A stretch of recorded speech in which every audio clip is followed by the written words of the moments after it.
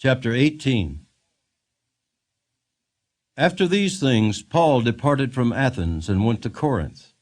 And he found a certain Jew named Aquila, born in Pontus, who had recently come from Italy with his wife Priscilla, because Claudius had commanded all the Jews to depart from Rome, and he came to them.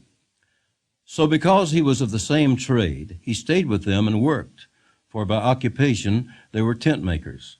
And he reasoned in the synagogue every Sabbath, and persuaded both Jews and Greeks. When Silas and Timothy had come from Macedonia, Paul was compelled by the Spirit, and testified to the Jews that Jesus is the Christ.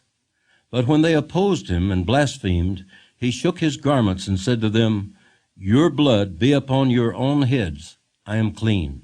From now on I will go to the Gentiles." And he departed from there, and entered the house of a certain man named Justus, one who worshipped God, whose house was next door to the synagogue. Then Crispus, the ruler of the synagogue, believed on the Lord with all his household, and many of the Corinthians, hearing, believed and were baptized.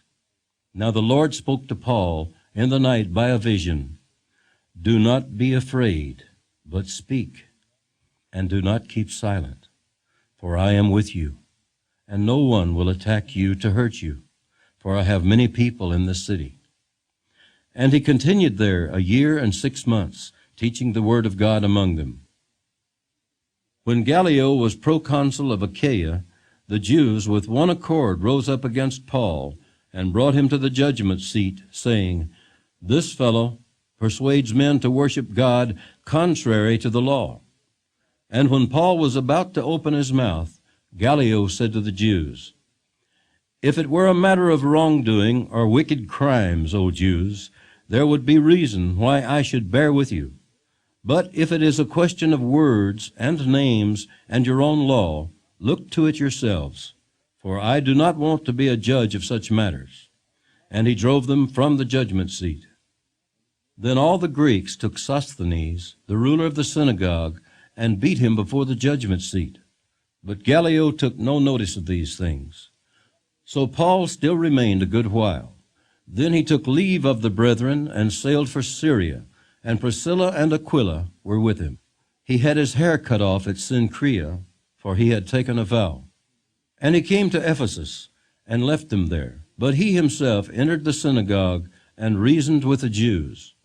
When they asked him to stay a longer time with them, he did not consent, but took leave of them, saying, "I must by all means keep this coming feast in Jerusalem, but I will return again to you, God willing." And he sailed from Ephesus. And when he had landed at Caesarea and gone up and greeted the church, he went down to Antioch. After he had spent some time there, he departed and went over the region of Galatia and Phrygia in order, strengthening all the disciples. Now a certain Jew named Apollos, born at Alexandria, an eloquent man and mighty in the Scriptures, came to Ephesus.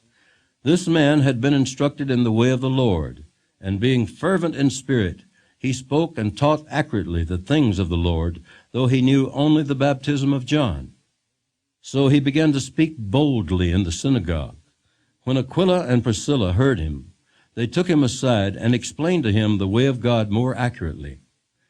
And when he desired to cross to Achaia, the brethren wrote, exhorting the disciples to receive him. And when he arrived, he greatly helped those who had believed through grace. For he vigorously refuted the Jews publicly, showing from the Scriptures that Jesus is the Christ.